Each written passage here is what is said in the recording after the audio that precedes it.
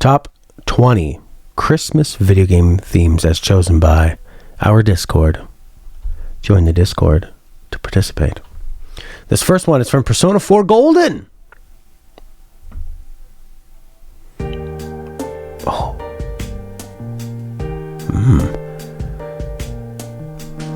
Kind of like being away from home for Christmas.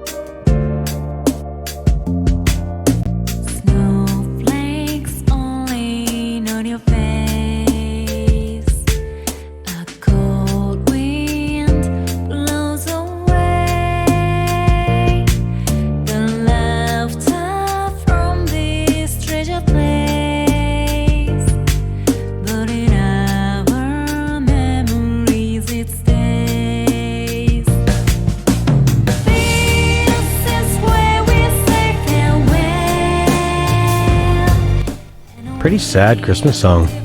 I like the emotional chords in it. I'm not really a fan of that nasally vocal style or even singing a lot in games, but I think this works. I think the vocals here work pretty well to help express it. But it's nice. It's kind of like, I don't know, like you're 26 and you realize Christmas isn't the same or something, or God, imagine if you were 46 and it was like you just got divorced and it was the first Christmas you didn't get to spend with your kids or something. Oh my God, it's terrifying. Or like more to Persona, you're an exchange student and you don't get to see your friends at home, and your teachers are also homicidal maniacs. Great tune. Wonderful. Oh, crap. All right, next up is the third birthday soundtrack, Joy to the World. The third birthday soundtrack, Joy to the World.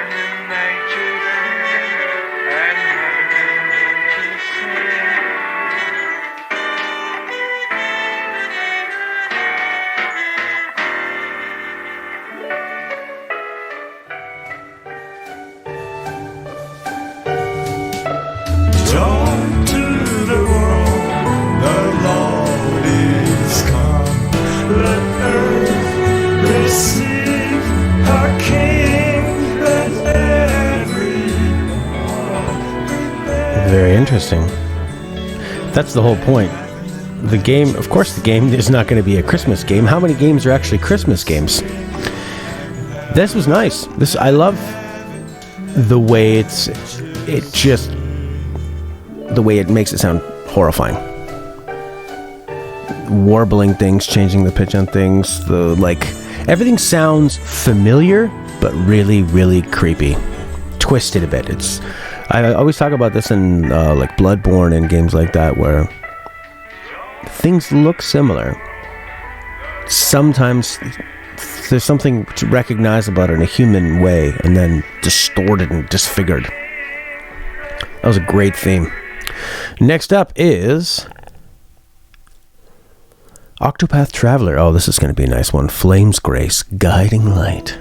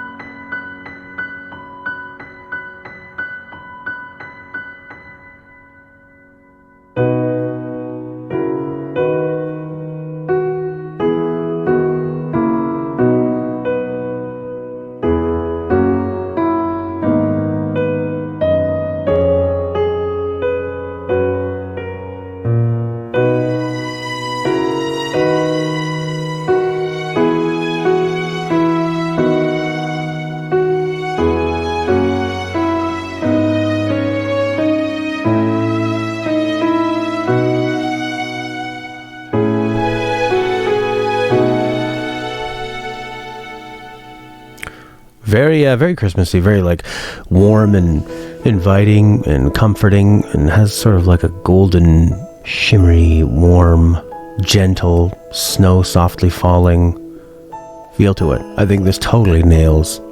And then you've got the sleigh bells that are just coming in now. Octopath Traveler, I didn't really like the demo. I didn't like the writing in the demo, but it was a game that I just loved that they made it. And the way that they, the style of it, here's how you remember 16-bit JRPGs looking. I want more of that Octopath's, whatever they did. There was some kind of weird 3D, 2D thing. And less of the style that went within Bloodstained Ritual of the Night. That style that kind of looks like a mobile game. Sort of eerie. Where I found the Octopath visual style it looked tangible. It looked like it was made out of something. It's fantastic. Bravely Default 2's come out? Excellent. Next up is Ape Escape 2. I'm excited. Snowball Mountain.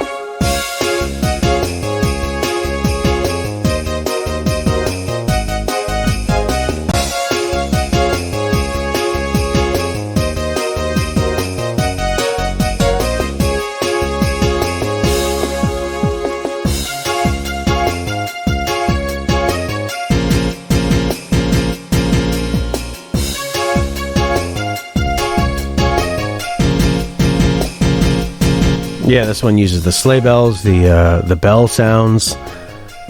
That digital piano is so crazy. It works though because Ape Escape has a sort of cheesy, campy vibe, and the drums sound fake but fun, and everything about it is sort of fake and fun and campy, and I think they embrace the cheapness of the music and the soundtrack. Always fun, the Ape Escape soundtracks, and they definitely have their own kind of a flavor. They sounded like they were enjoying experimenting with the sounds and didn't take it too seriously, but still took not taking it seriously. It does sound like a sports match from if there was a team up in the North Pole and they're coming down to visit and they were always in really good moods. We're gonna beat you to the ground, but we'll be friends afterwards and give you milk and cookies. And we have oat milk for those that are intolerant to dairy. Next up, Kingdom Hearts HD 2.5 Remix. Why do I say these terrible titles? What a surprise.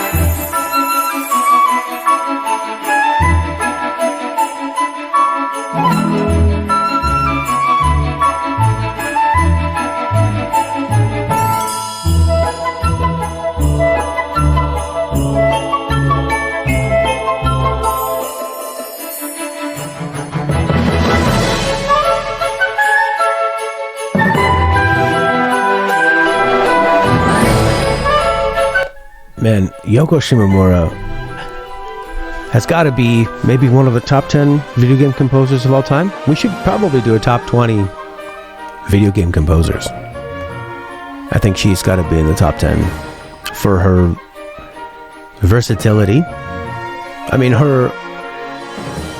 she has an exceptional control of the orchestra, but she can also do badass 16-bit era Street Fighter music that still lives on to this day.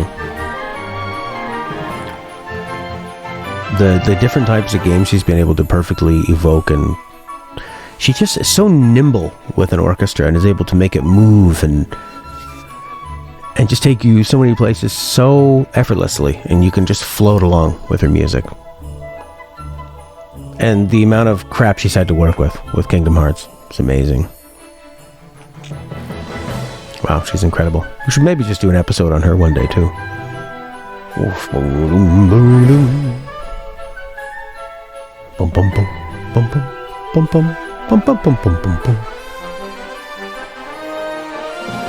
Yeah, maybe what we could do is like a top 10, and everybody submits their top 10 from 10 to 1, and then we tally it up that way.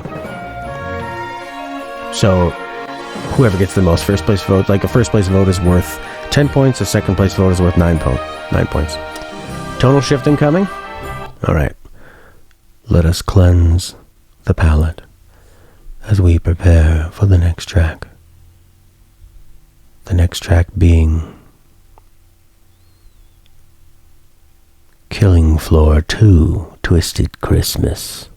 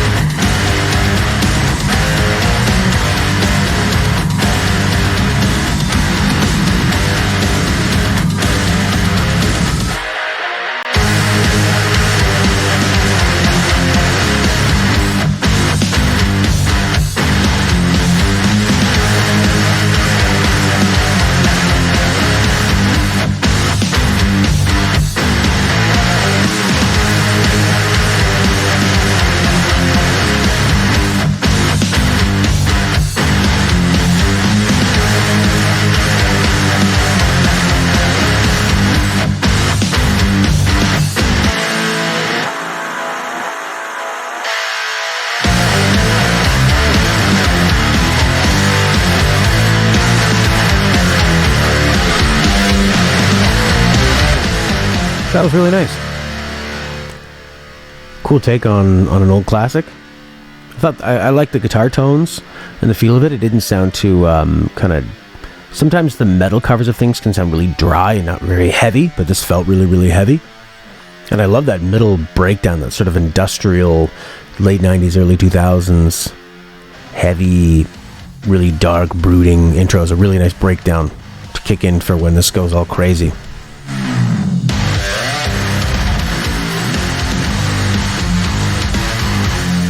It's great.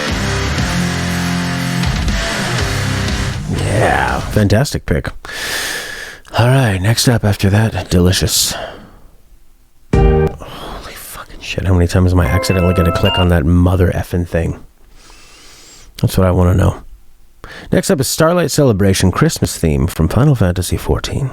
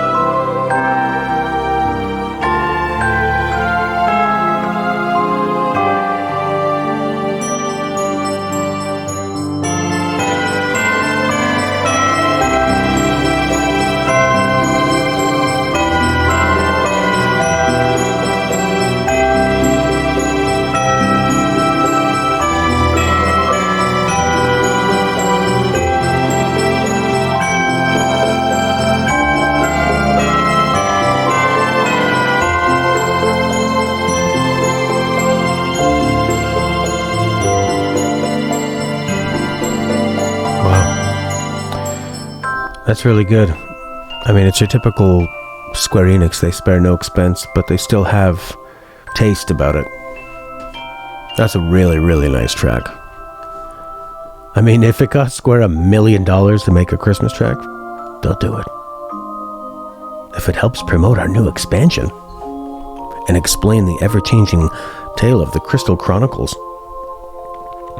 Wow, that was really, really nice. Next up, number 8 is from Golden Sun. Wintry Emile.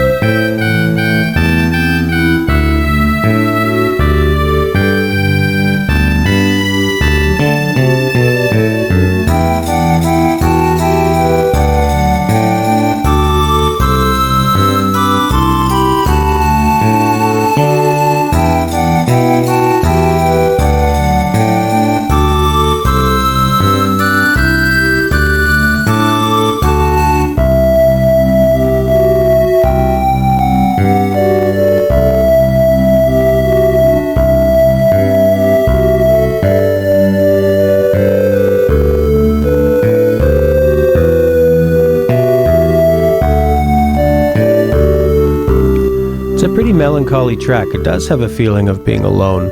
I feel like it would be a good soundtrack for baby Jesus being born in a manger at night. People are gathered around in the snow. The only light is from the fire and candles inside the manger. But don't get that straw on fire. And you're watching it from far away, alone in the cold dark.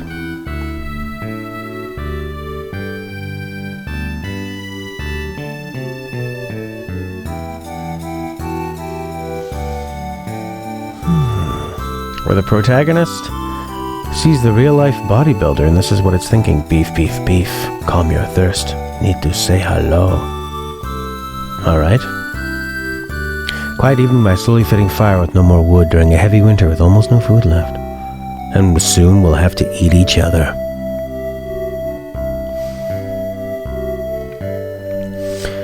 Okay, next up. YouTube and the way they change where the button is. Next up is from Shenmue. I really like the Shenmue tracks. Their whole soundtrack I could listen to on Christmas. It's very jingle jangly, kind of warm, and makes you think of home.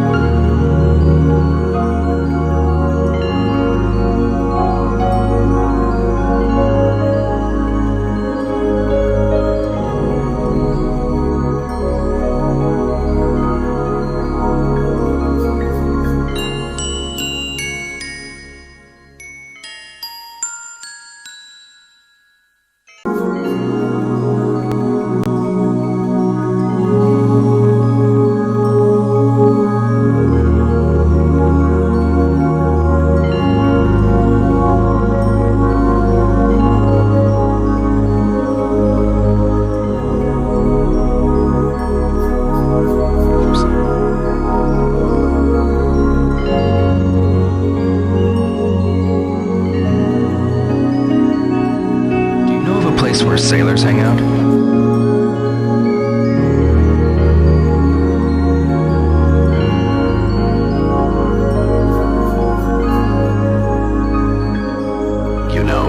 You'll know who they are just by looking. Where do they hang out? I would say they hang out at bars or some places like that. Thanks.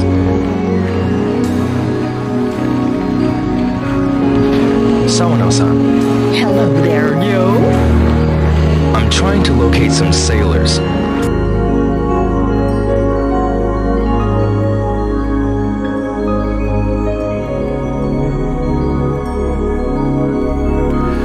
What a great track. Thank you, Dio.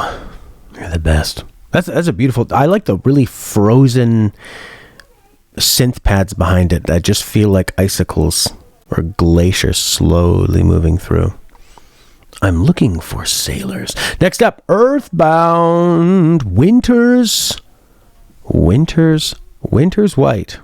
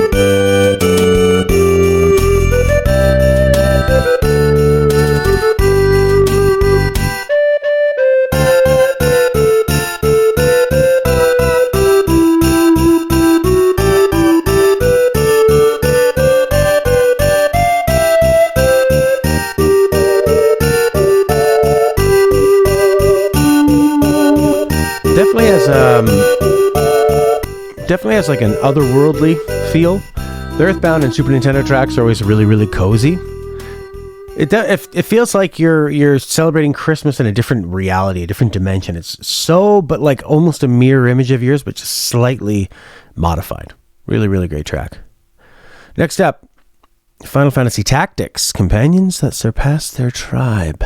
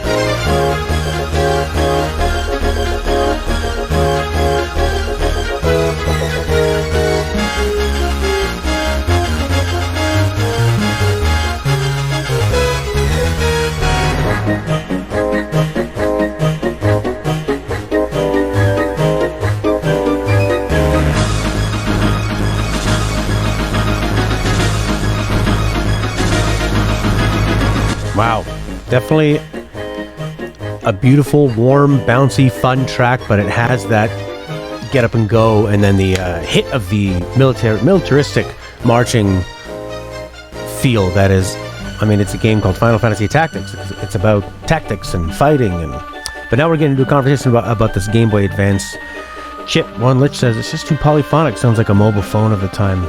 Ah, that's true. Yeah, sometimes you just get caught in a period where the limitations of the technology can be cold and kind of sterile. Sort of like some of the technology they used in keyboards in the 80s was like that, like very cold, and I don't really mind it. It doesn't have as much character as, say, the Super Nintendo. I mean, you can do so much more than you could on a Game Boy, but yeah, it was sort of at the cost of it being sort of cold. I mean, this can't all be on a Game Boy Advance, is it? These MIDI strings and stuff? If it is, I'd be incredibly impressed. But I feel like it's got a bit more than just the Game Boy Advance. Not sure though. That's all GBA? That's pretty impressive.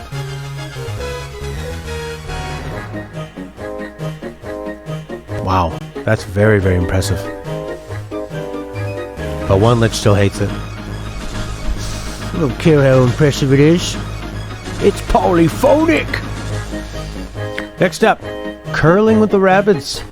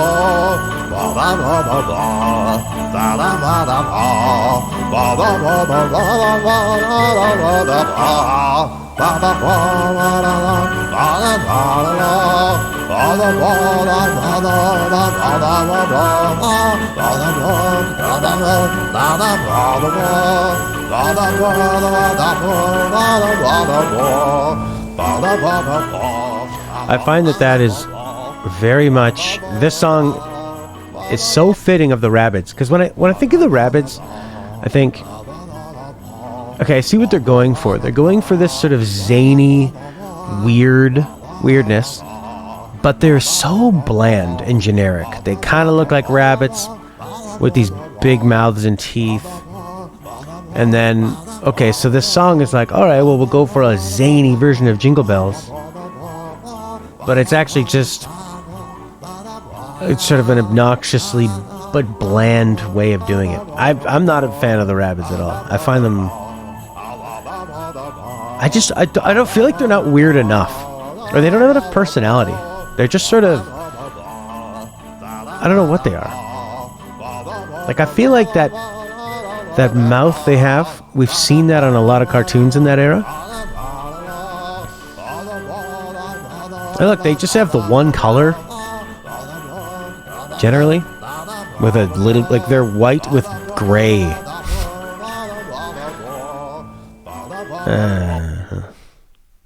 You find them pretty charming? I've never really played a game with them other than Mario Rabbids, and I didn't like them in Mario Rabbids. Next up, versus Sayu, featuring Nikki Simmons. Uh-oh. I don't think I'm gonna like this either. Oh, they're way better than Minions. Yeah, Minions are also terrible.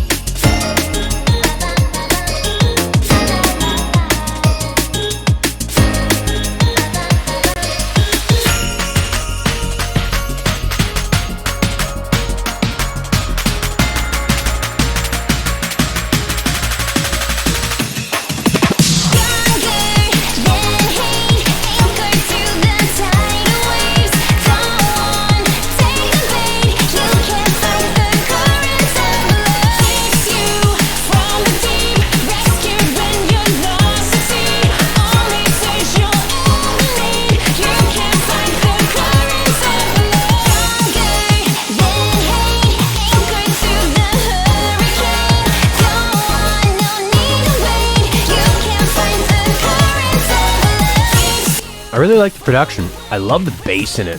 That really low bass that still is not flabby. It's not fat and chubby and overweight. Where it can still move. And you feel like you could hold the bass in your hand like a sausage. Just give it a squeeze and it'd be soft. Or firm. Wonderful sausage. Next up, Christmas Nights. Is this from the Sega Saturn Nights? Oh my god, it is.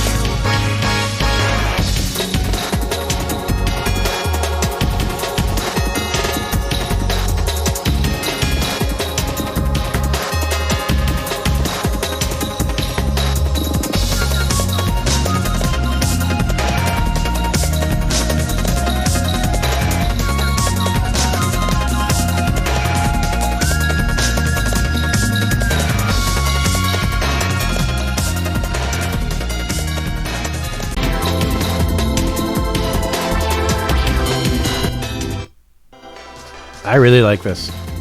One Lich's description of the drums falling over themselves. It's like the drums are it's a real kind of breakbeat where it's like, but then you've got this low kind of rolling, grooving bass and music behind it. It's a really fun juxtaposition. It gives it this kind of frenetic energy, but a chilly, groovy center. Welcome, Maples 10. Ah, that's a really nice track. Thank you for that one. Next up, Mega Bomberman Area 5 thrashing around the Christmas tree. Oh, wow. Old school.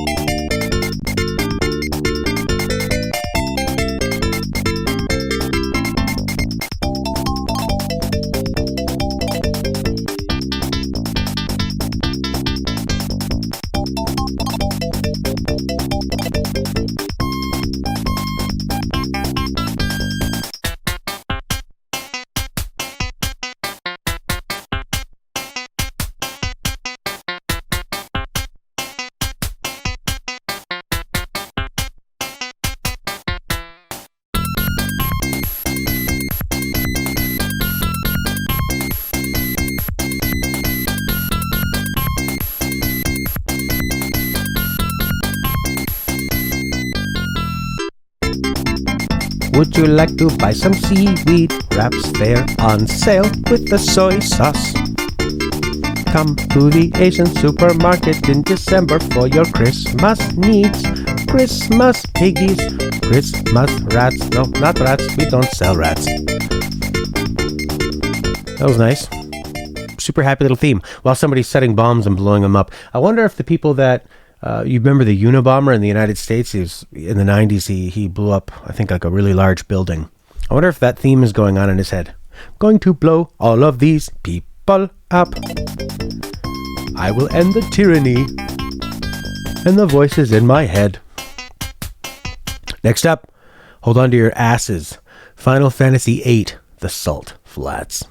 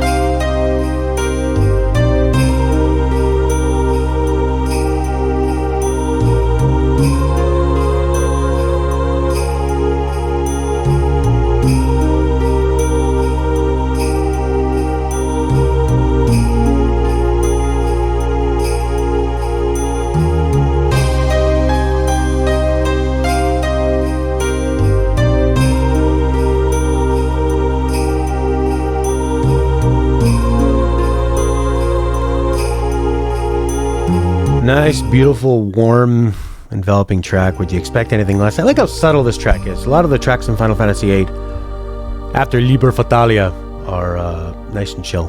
For some reason, I don't know how to adjust the white balance on my camera.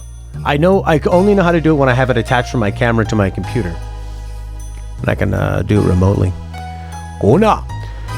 Next up, baby cakes. Ooh, Terraria. Yes, Frost Moon. Oh baby. What? What?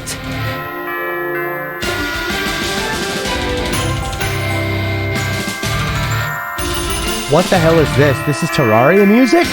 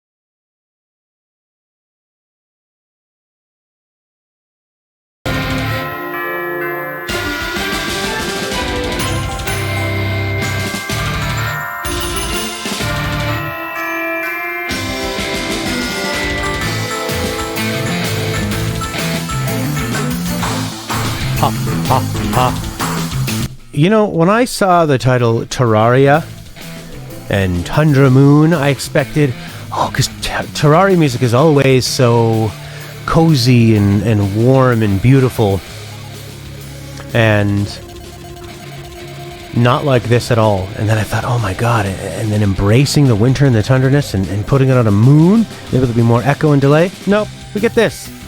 This is a fine track, and it is Christmassy. But it's just, I was really expecting something to be a little more, I don't know, more chill. Because Terraria music is usually very, like, you're going to be chopping away at something for 4 hours, so let's slow it down. This sounds like something epic is happening. Which is great. It's a great theme, and it is Christmassy. It's just totally not what I was expecting, and it was hard for me to get my pouty mind around on it. My final form will be all red. Jazz Jackrabbit 2. I'm going to guess this is a Sifflan track. Holiday Hair Level 1.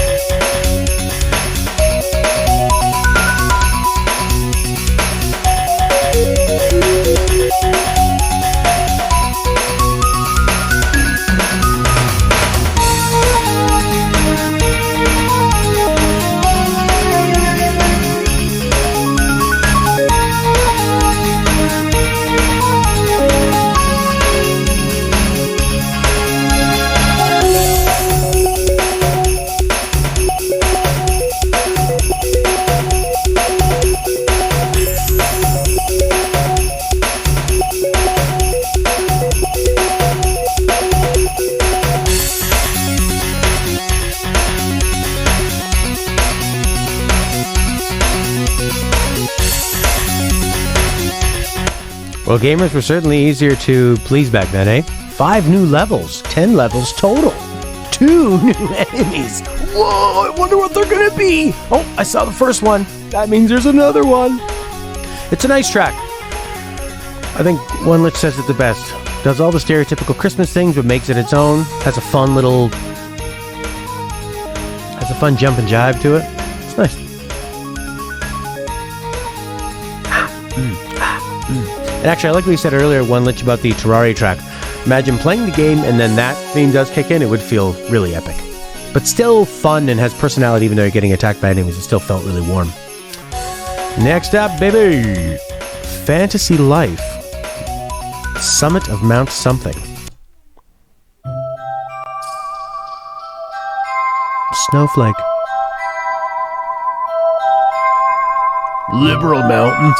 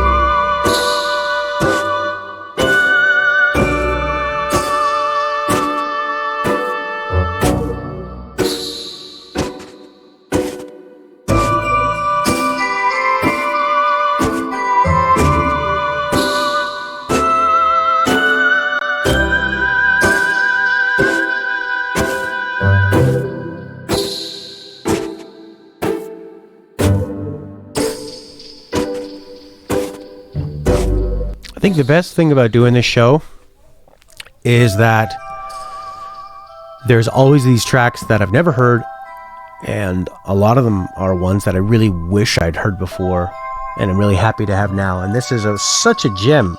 This is an Uematsu track that sounds like a pretty big departure from what he does in Final Fantasy. I think, now that I think about it, his Final Fantasy stuff is so mature, and I think that's what really set that series apart and made it sort of appointment playing for people.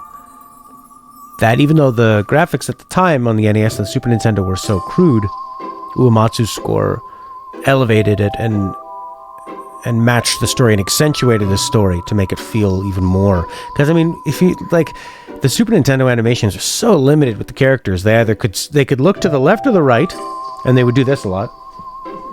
And then they could look at the camera and go, "Wah!" And that was about it. And they could jump up and down. But his music told that story in such a beautiful way. The same way John Williams told just such a story in Star Wars with his music. But this is more cartoony and a little more spacey than we normally hear. The progressions he's using with those plucked strings in the background feel Final Fantasy to me, but the like wobbly theremin And the more like playfulness of it is it's nice. This is probably my favorite one of the week because it's such a nice find. Oh, I'm so glad that music gets played in the classical radio. It's definitely the classical music of our time. The way that it is, like what it's trying to accomplish in its 4 or 5 minutes of length. But accomplishing more because it's trying to set a tone. Usually, I mean, I think people wrongly think of video game music as like beeps and bloops and like silly and kind of obnoxious and can be kind of cheesy, but so much of it is it's just so beautiful and completely overlooked by the mainstream music fan. But that's why we're so much better than them. Earthbound, Snowman. Do you wanna build a snowman?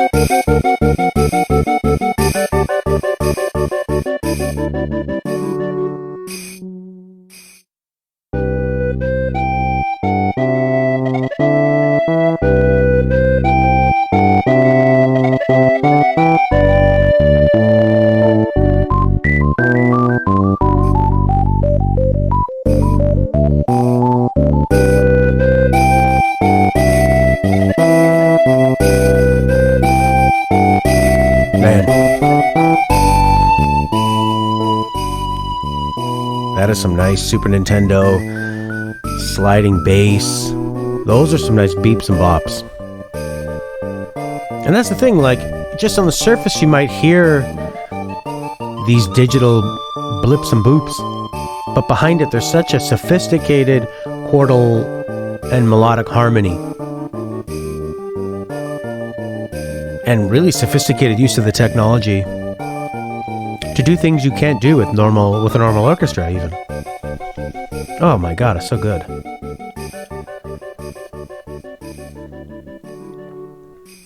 The thing with a lot of film music though is that it's generally not it's generally existing alongside visuals, so it's held back a bit. And I know video game music does that too, but it seems like video game music has more of a free pass to keep going because there's usually not a lot of dialogue that it's scoring. But film score usually has to stay out of the way of dialogue. Next up, Stardew Valley Winter Festival. If this is going to be another Terraria expectation subvert, I'm going to be pissed, but I don't think it is. Yeah. Huh.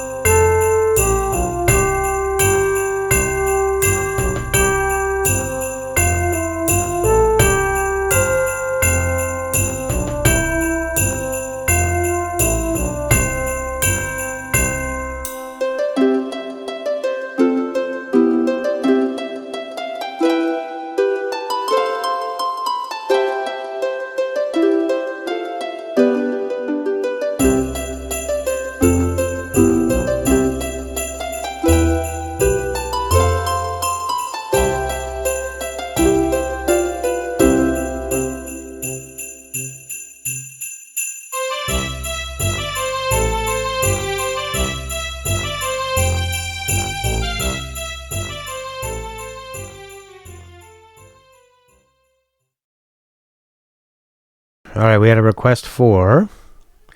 Well, let's say goodbye to our YouTube VOD watchers. Thanks for watching this VOD. If you're watching this before the end of the year, join our Discord and submit tracks for the best of 2020.